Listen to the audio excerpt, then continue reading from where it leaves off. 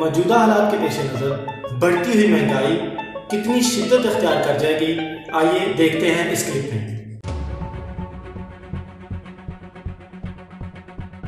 अस्सलाम वालेकुम।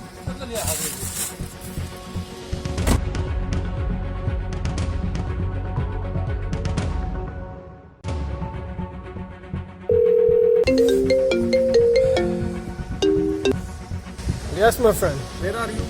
Yes, I am there. Same place. Okay, I come there. Okay. Okay. Thank you.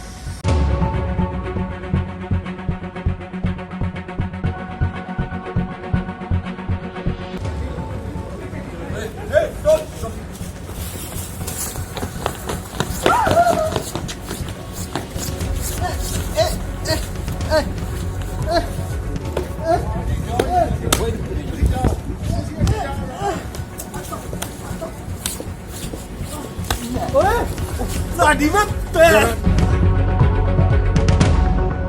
बहुत फनामा मिलाओ। तो मुजरिम पकड़ लिया हमने। हेलो सर, मुझे पकड़ लिया हमने।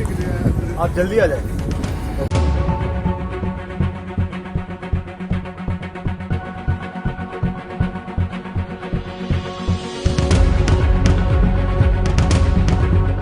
सुबह से पीछे लगे हो, अभी जाके एक बंदा पकड़ा है तुमने। तलाशी लो इसकी।